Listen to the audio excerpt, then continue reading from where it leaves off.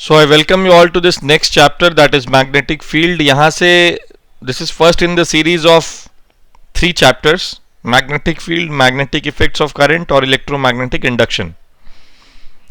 हम इन तीनों चैप्टर्स में पहले दो पार्ट में इसके बात करेंगे मैग्नेटिक फील्ड की, फिर उसके बाद हम बात करेंगे इलेक्ट्रोमैग्नेटिक की, इलेक्ट्रोमैग्नेटिक इंडक्शन की. ठीक है. इस चैप्टर में देखो पहला टैब लिखा हुआ है द एक्सप्लेनेशन. तो ये क्या है, किस लिए मैंने ये लिखा है, इसका इंपॉर्टेंस क्या है.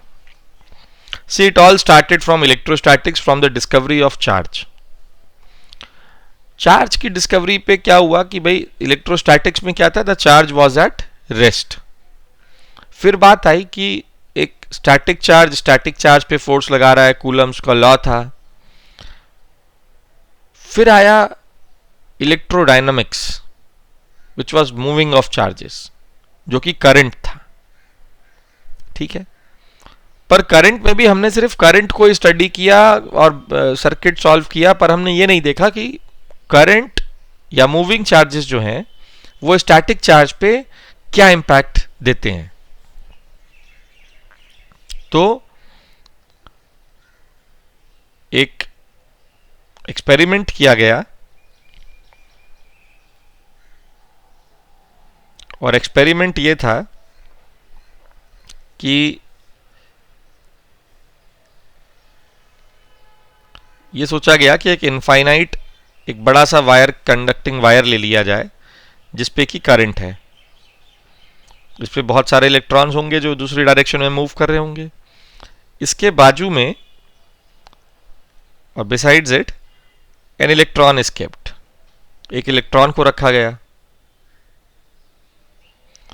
और ये देखा गया, ये ऑब्जर्व किया गया कि nothing happen to this electron. तो ऑब्जेक्टिव क्या था कि क्या एक करंट कैरिंग कंडक्टर एक स्टैटिक चार्ज पे फोर्स लगाता है क्या. तो नहीं लगाया. तो इसके हिसाब से ऑब्जर्वर ए के पर्सपेक्टिव में फोर्स नहीं लगा. तो इसने कहा, ए ने कहा कि भाई मेरे हिसाब से इलेक्ट्रिक फील्ड यहां जीरो है, क्योंकि अगर इलेक्ट्रिक फील्ड होती तो स्टैटिक चार्ज पर फोर्स जरूर लगता. अब एक दूसरा ऑब्जर्वर आया, नहीं उसके पहले ए ने कहा ठीक है, अब एक दूसरा काम करते हैं, इस ऑब्जेक्ट को या इस चार्ज को आप एक वेलोसिटी दे दो पैरेलल टू द करंट. तो ए ने क्या देखा कि ये इलेक्ट्रॉन जो है वो इधर डिविएट कर गया अपने पाथ से. तो पाथ से डिविएट तभी करेगा जब उसके ऊपर कोई फोर्स लगता होगा. तो ए ने कहा कि भाई ये तो है, ठीक है कि इलेक्ट्रिक फील्ड जीरो है क्योंकि स्टैटिक चार्ज पे फोर्स नहीं लगा, but there is some field other than electric field because of which the electron is experiencing some force, and that field is, he said that field can be called as magnetic field.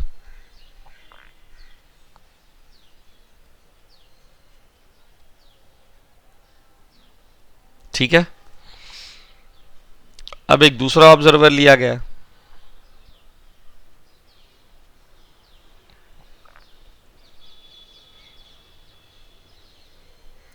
ये observer है B.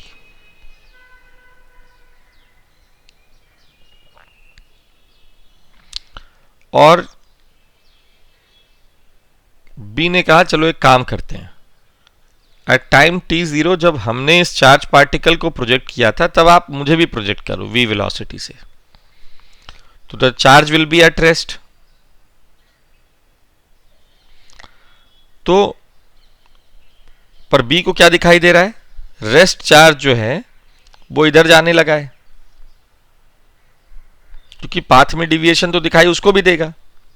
तो B ने कहा भाई मेरे हिसाब से तो इलेक्ट्रिक फील्ड जीरो नहीं है. अब ये बड़ी इंटरेस्टिंग चीज हो गई. एक ऑब्जर्वर जो रेस्ट पे है वो ये देखता है कि इलेक्ट्रिक फील्ड जीरो है, दूसरा कोई फील्ड है जो इसके ऊपर फोर्स लगा रहा है मूविंग चार्ज के ऊपर, और दूसरा ऑब्जर्वर जो बी है वो ये देखता है कि इलेक्ट्रिक फील्ड तो जीरो नहीं है क्योंकि उसके हिसाब से रेस्ट चार्ज पे फोर्स लग रहा है। तो इस पूरे डिस्कशन से ये इन्फ्रेंस ड्रॉ किया गया कि electric and magnetic field they coexist in space. Electric and magnetic field coexist in space,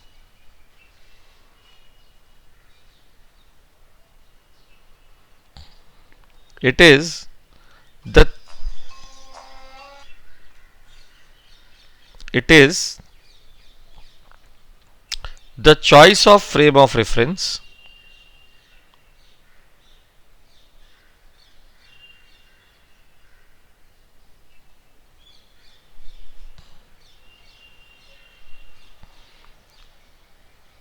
which suggests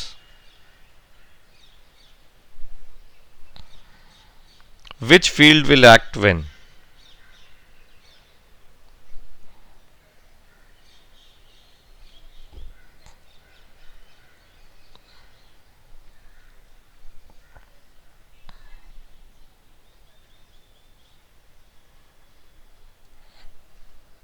right ये स्पेस टाइम फ्रेम्स की कहानी है, तो हमको बहुत डीप में नहीं जाना है, सिर्फ हम इतना ही समझते हैं कि भाई इलेक्ट्रिक और मैग्नेटिक फील्ड दोनों एक साथ ही एग्जिस्ट करते हैं स्पेस में, और ये फ्रेम ऑफ रेफरेंस पे डिपेंड करता है कि कौन सा फील्ड कब एक्ट करेगा। ठीक है,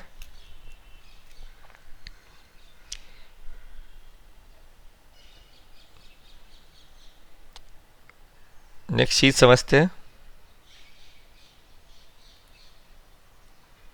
motion of charge particle in uniform magnetic field. तो पहले परपेंडिकुलर टू द फील्ड है और making an angle with the field है।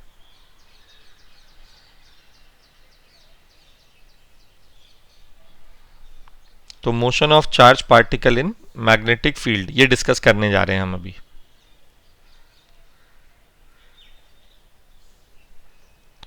मैग्नेटिक फील्ड मैंने इनटू द प्लेन मान लिया है अभी, और ये क्रॉस इसी को दिखा रहा है।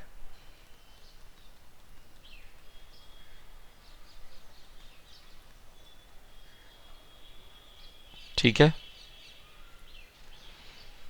अब एक चार्ज पार्टिकल है यहां पर, इस चार्ज पार्टिकल का मास है m, वेलोसिटी है v, और चार्ज इसके ऊपर q है।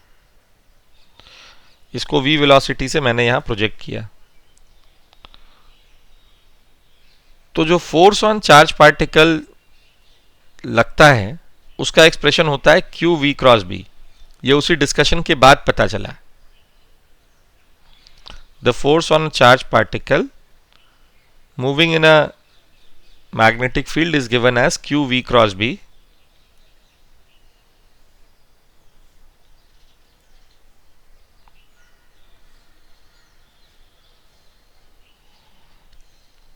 so force on a charged particle moving in a uniform magnetic field is given as q v cross b, where q is charge, v is velocity, b is magnetic field.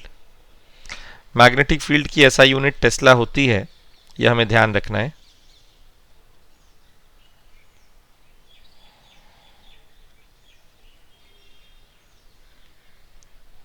ठीक है,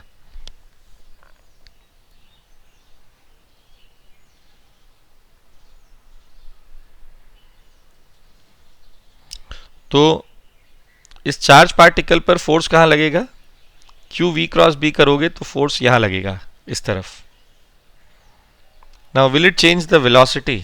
of course not, it will not change. Yes, it will change the velocity, but it will not change the speed, right? So this charge particle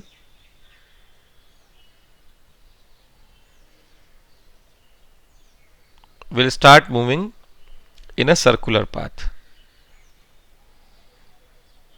right? And at every point the force F is acting towards a fixed point. तो ये तभी possible होता है जब ये uniform circular motion में move कर रहा होता है particle. And this force plays the role of centripetal force. So F, which is QVB, is the centripetal force, and this is mv square by r.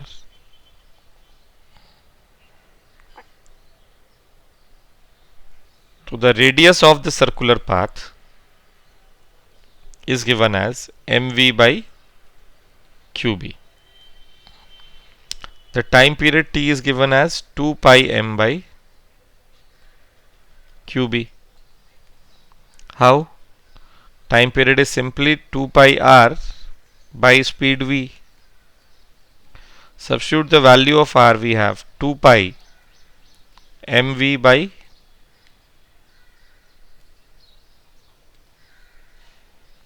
qb into v. So v cancels out.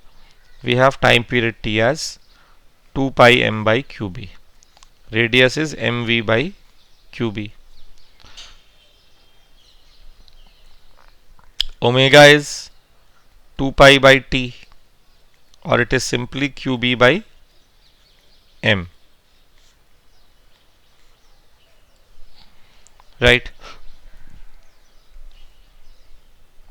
Now see, very important thing. This time period depends on charge to mass ratio. This radius depends on charge to mass ratio as well as the velocity. तो अगर मेरे पास 4 particles हैं और चारों particle की velocity अलग अलग है पर charge to mass ratio same है, तो सबका टाइम पीरियड सेम होगा पर रेडियस अलग अलग होगा. क्लियर? तो I repeat, if the charge to mass ratio of 4 different particles is same, but their velocities with which they are projected is different, then they will have different radii and same time period of completing the circular path. Right? This charge to mass ratio,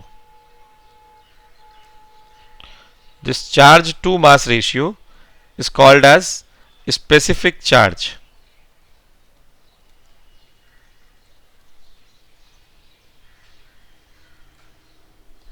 Right. Now in this case, the projected velocity was perpendicular to the magnetic field.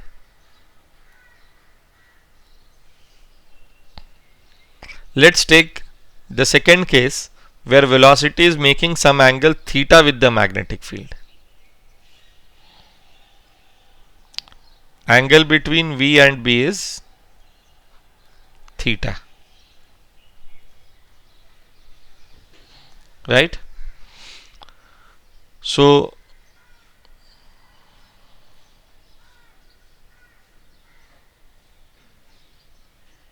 this is velocity V.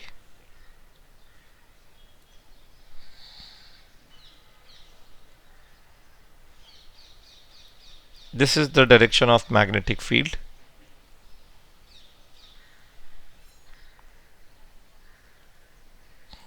And angle between V and B is theta.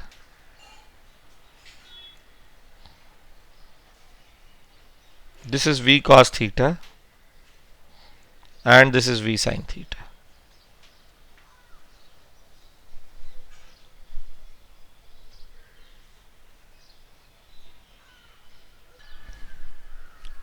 So the velocity is making these components V cos theta and V sin theta.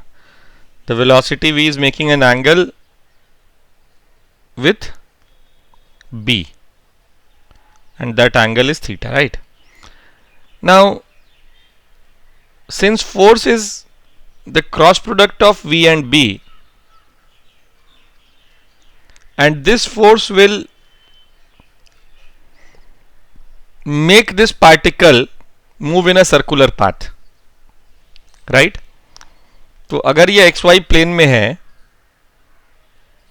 ये x axis है, ये Y axis है, तो ये particle यहां से चला था,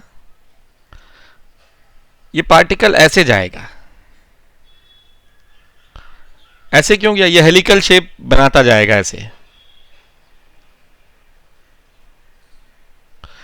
ऐसा क्यों होगा? अगर ये v cos थीटा नहीं होता तो ये पार्टिकल सिर्फ यहां रहता, इस पाथ में सर्कुलर पाथ बनाता रहता और yz प्लेन पे घूमता रहता है। और तब इसका रेडियस क्या होता? तब इस पे जो फोर्स लग रहा होता वो होता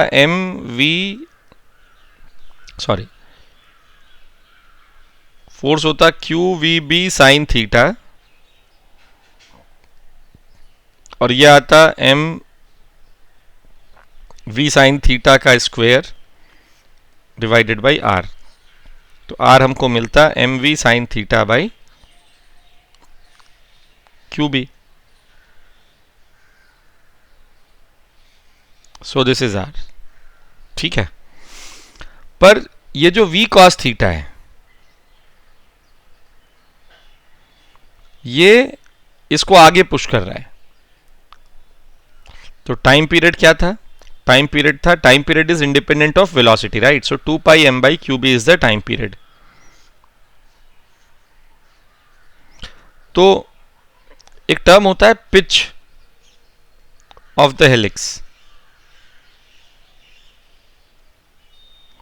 पिच ऑफ द हेलिक्स क्या होता है? v cos theta, that is horizontal component of the or parallel component of the velocity to the magnetic field multiplied by time period. So it is v cos theta into time period is t, which is 2 pi m by qb. So this term is called as pitch p. एक time period पे ये कितना आगे आया same level पे। ठीक है, तो this is the pitch of the helix और helical path,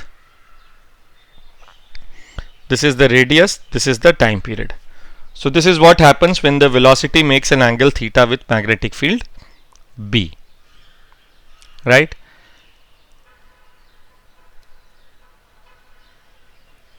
Now let's see force on a current carrying conductor placed in a uniform magnetic field. इसका एक्सप्रेशन देखेंगे और एक्सप्रेशन ऑफ आर्बिट्ररी शेप देखेंगे। तो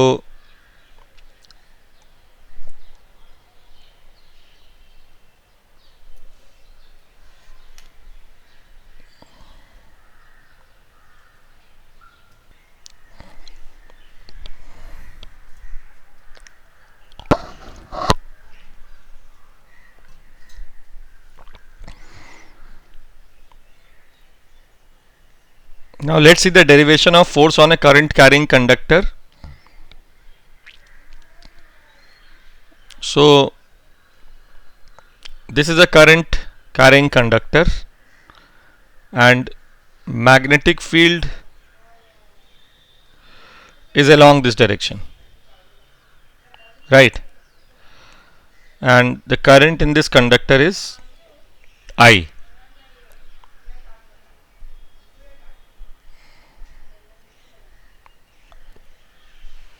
So let's take a small part of this.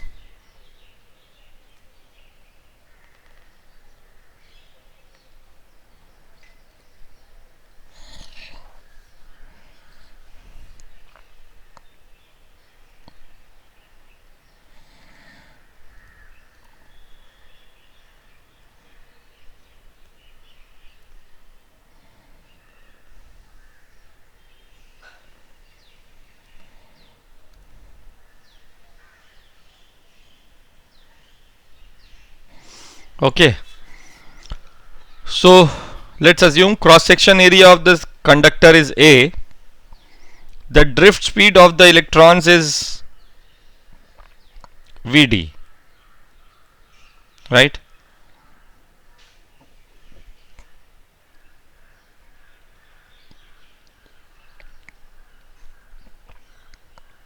So electrons are drifting along this direction.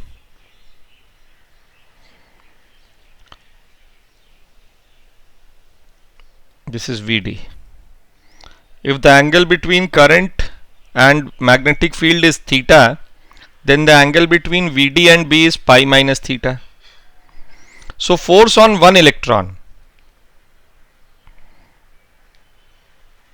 force on one electron is equal to minus E Vd cross B.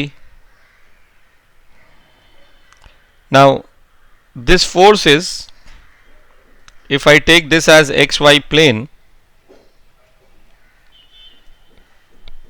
so this force is E Vd B sin pi minus theta minus k cap, or this is E Vd B sin theta minus k cap. This is force F, right? N is number of electrons per unit volume.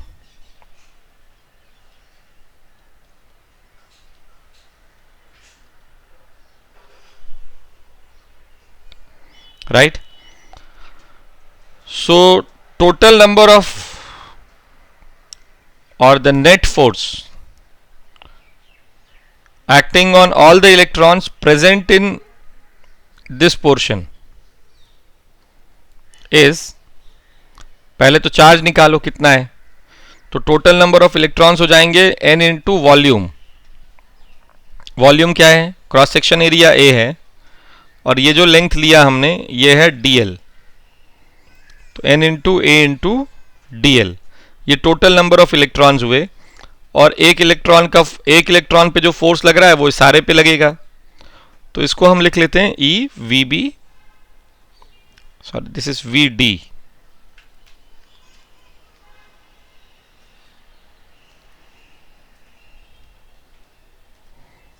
B sin theta minus k cap, right?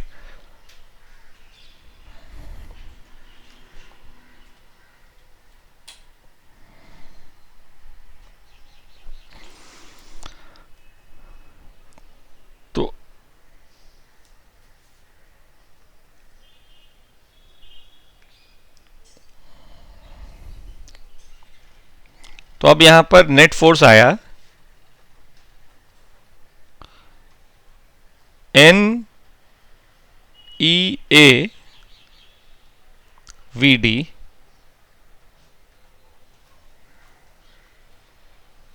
dl B sin theta minus के cap. NeAVd हम लोगों ने पहले पढ़ा हुआ है current electricity में, ये करंट होता है I. If I take dl as a vector along the direction of current and take its cross product with B, तो एंगल उन दोनों के बीच में थीटा हो जाएगा. dl, the vector along I is this, right? dl, तो ये angle इनके बीच में थीटा हो गया, तो I can write this F net as I dl cross B, where dl is a vector along the direction of current.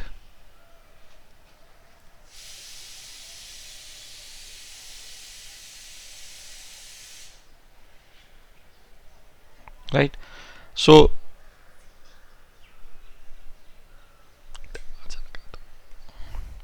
force F is,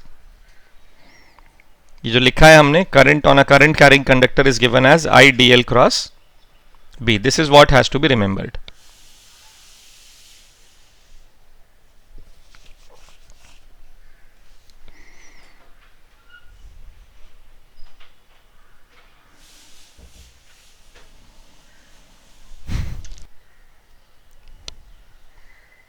Now let's see the force on a current carrying conductor of arbitrary shape placed in a uniform wire.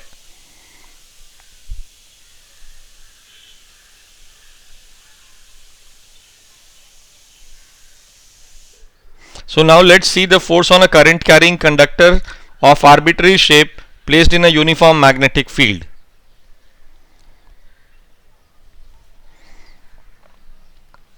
So this is a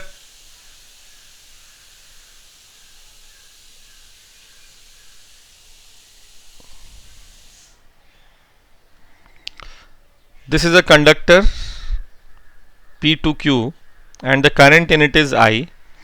Magnetic field in this entire region is going into the plane and is B, right?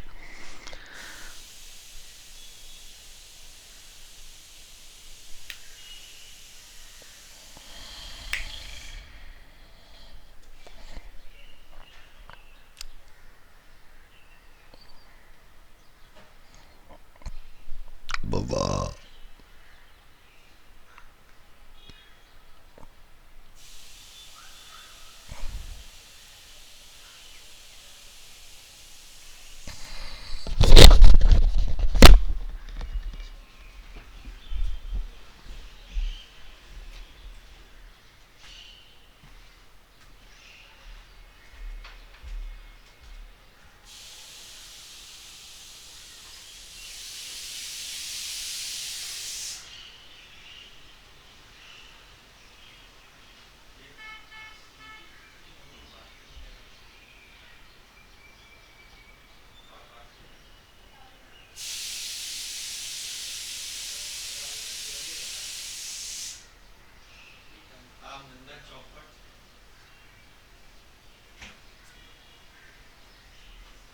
अरे बीड़ी जलैले जिगर से पिया।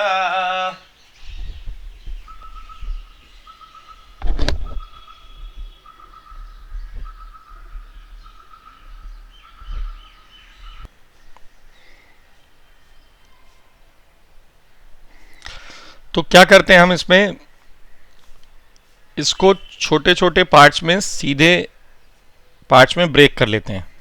से this is P1, this is P2, this is P3 और ये Q है। तो एक पार्ट हो गया P से P1, दूसरा पार्ट हो गया P1 से P2, तीसरा हो गया P2 से P3 और चौथा हो गया P3 से Q। तो द ऑब्जेक्टिव इज ये दिखाना है कि भाई छोटे छोटे स्ट्रेट वायर्स में हम फोर्स देखते हैं और उसके बाद फिर उनको कैसे सम अप कर सकते हैं। आपको अगर और प्रिसाइज चाहिए तो P1 के बीच का डिस्टेंस कम कर दीजिए, P1 P2 के बीच का डिस्टेंस कम कर दीजिए, so the element should be very small. But ठीक है, to understand this will suffice, right. तो force on P1 is equal to I P1 cross B. Force on P1 P2 is I P1 P2 cross B. Force on P2 P3 is I P2 P3 cross B. Right, and the last is force on P3Q is I P3Q cross B. ठीक है। So the net force is I vector sum of all these P1 vector plus P1 P2 vector plus P2 P3 vector plus P3Q vector cross B. So this force is now I PQ cross B। तो ये जो PQ vector है ये इन दोनों ends को जोड़ दीजिए। This is the resultant of all these four vectors, right. So the force in an arbitrary wire placed in a uniform magnetic field is given as I, the effective length between its two ends cross B. इसका एक example देखते हैं।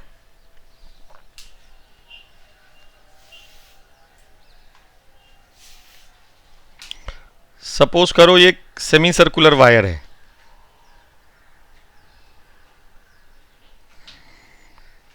ये and P है, ये and Q है इसका, और ये वायर, ये करंट I है, the radius is small r. Magnetic field in the region is B.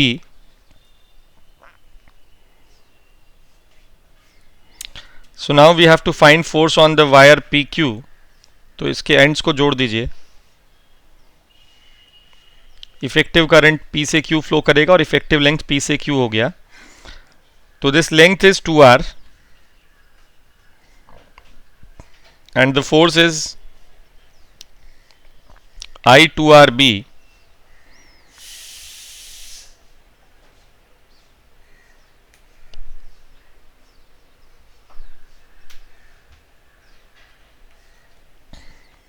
I2RB plus K cap. Right. तो ये इसका एक छोटा सा एप्लीकेशन था.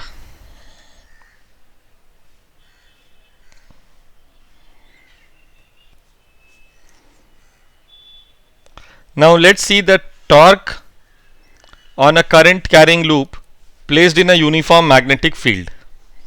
और यहीं पे हम बात करेंगे, पहले तो इसके एक्सप्रेशन को डिराइव करेंगे, फिर मैग्नेटिक मोमेंट डिराइव करेंगे और उसके एग्जाम्पल को देखेंगे. ठीक है.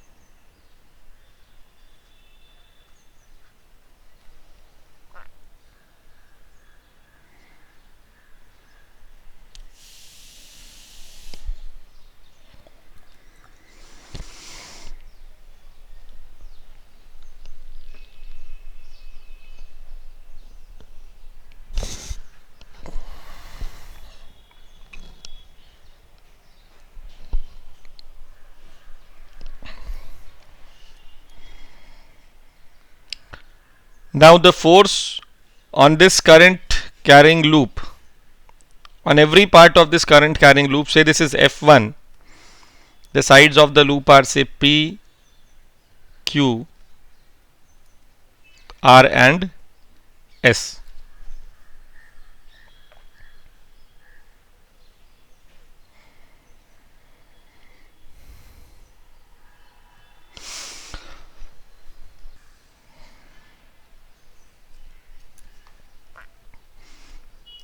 So F1 is IAB.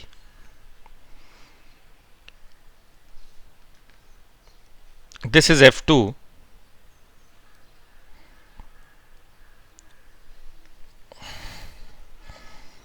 And F2 is IBB. Right. This is F3. हम ये सब सेंटर पे ही लग रहा है रॉड, ये वायर्स के हर एज लेंथ के सेंटर पे लग रहा है, क्योंकि वहीं पे हम मानेंगे इसको, वहीं पे इसका सेंटर ऑफ मास भी होगा, ऐसा भी समझ सकते हो आप. तो net force acting is F net is 0. अब क्या करते हैं कि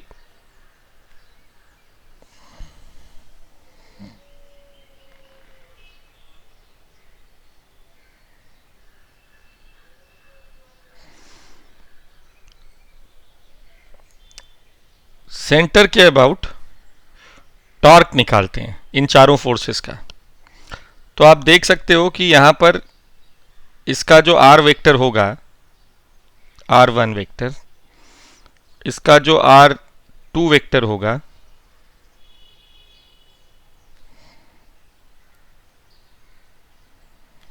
और जो R3 वेक्टर होगा, और जो R4 वेक्टर होगा, इन चारों वेक्टर्स अपने अपने रिस्पेक्टिव फोर्सेस के साथ एंगल बना रहे हैं 0। तो इस स्थिति में टॉर्क नेट की वैल्यू भी 0 हो गई, राइट। तो अब क्या करते हैं कि इस फ्रेम को, जो करंट कैरिंग फ्रेम है हमारे पास,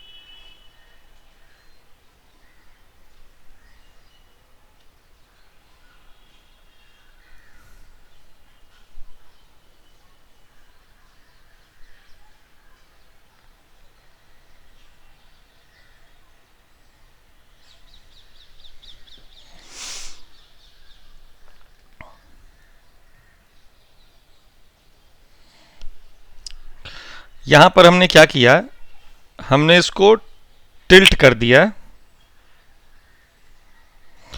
बाय एन एंगल थीटा, ठीक है, such that the upper half of the loop goes into the plane and the lower half comes out of it.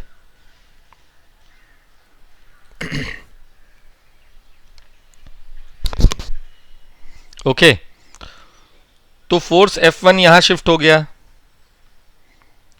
F2 यहीं रहा, और F3 जो है वो यहां शिफ्ट हो गया। F4 is at its own previous position only, right. Now again the net force in this case also is 0, but net torque अब 0 नहीं रहेगा। क्यों नहीं रहेगा देखते हैं। F2 और F4 का टॉर्क तो 0 हो जाएगा क्योंकि ये प्रीवियस वाला रीजनिंग है, पर अब यहां पर जो R है, जो R1 है, वो उसने एंगल बना लिया है कुछ F1 के साथ, and that angle is theta. तो टॉर्क ऑफ F1 हुआ एक, और दूसरा हुआ torque of F3। Torque of F1 आएगा R1, जो the length of R1 is B/2 IAB sin theta, because angle between R1 and F1 is theta, and this is towards plus I cap, right. You stretch your right hand palm fingers along the direction of R1, उसको अंदर लेके जाओ, it is going into the plane, right, and F1 is towards J cap, so when you curl it तो आपको ये I cap की तरफ मिलेगा। ऐसे ही टॉर्क ऑफ F3 मिलेगा, this is the direction of R3 vector, again the angle between them is theta, तो b/2 IAB sine theta आई cap.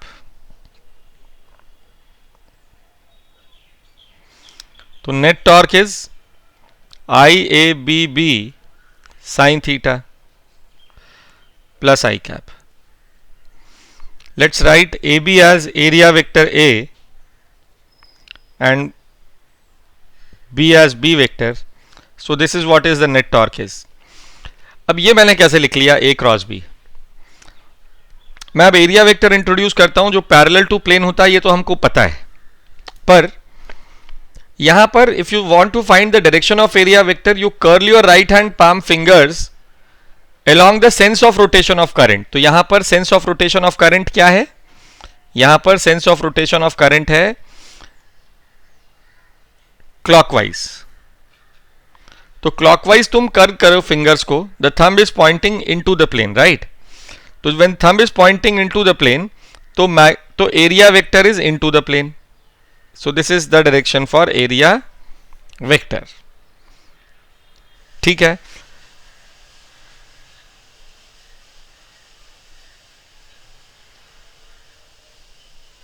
जब आपने इस एरिया वेक्टर को, जब आपने इस प्लेन को टिल्ट किया तो एरिया वेक्टर भी टिल्ट होगा, ठीक है। और इनिशियली जब इस केस में when the frame was not tilted both the magnetic field and area vector were along the same direction, that's why the torque was 0, right. पर जैसे ही एंगल बना तो the angle between A and B is theta and so the net torque is IAB sin theta I cap। So this is how we calculate the net torque।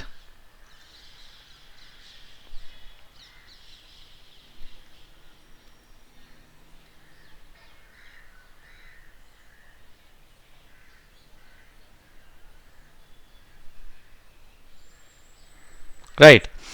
Now ये जो term आया यहां पर I into ए, इस term को हम लिखते हैं magnetic moment vector mu vector. तो this mu vector is nothing but magnetic moment.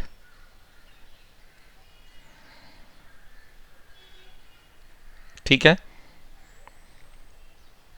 और हर करंट कैरिंग लूप जो होता है वो एक मैग्नेट की तरह बिहेव करता है। ये डाइपोल मोमेंट जैसा हम लोगों ने पढ़ा था इलेक्ट्रोस्टैटिक्स में, वैसा ही एनालॉजी इसकी भी है यहां पर, ठीक है। तो a current carrying loop behaves as a small magnet with 2 poles, right. अच्छा, अगर नंबर ऑफ टर्न्स n हो गए, तो for n turn loop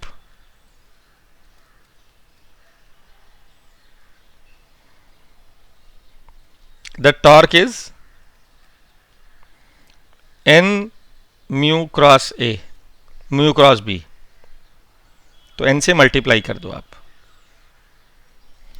right. So this is how we calculate the torque on a current carrying loop placed in a uniform magnetic field. Now let's see one example.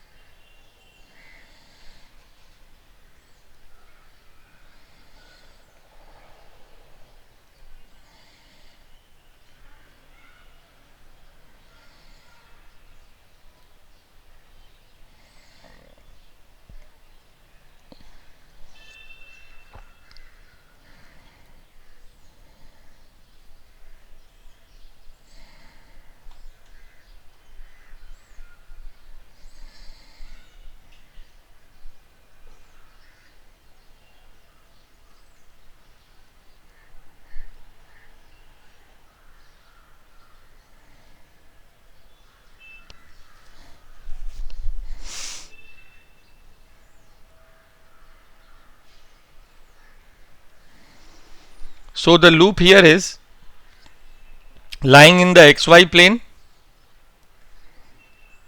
and a part of this loop is lying in the xz plane, right? The length of each branch is a,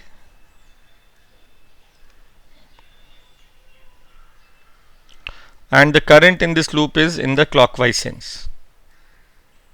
So this is P, this is Q, this is R, S, T and U. Now we have to find the net magnetic moment. ये निकालना है हमको. तो ये net magnetic moment क्या होगा? ये तो 2 डायमेंशन में है लूप. तो इस टाइप के केसेस में कभी भी अगर काम करना हो तो सबसे पहले इस लूप को कंप्लीट कर लो. द इजीएस्ट वे है ये. अब the current in the upper half,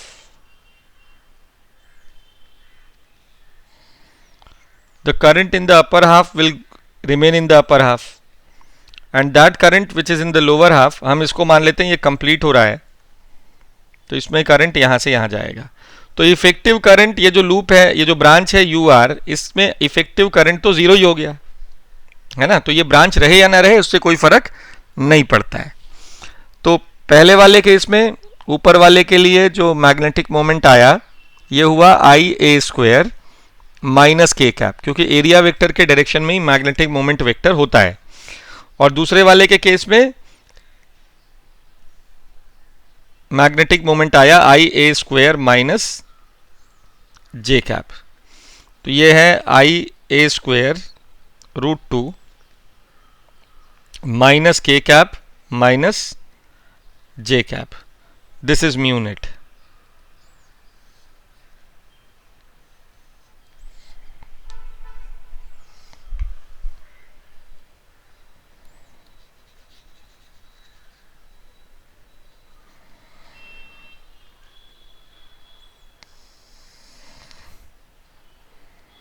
So magnitude of mu net is given as √2 I a square. This is how we calculate the magnetic moment, right?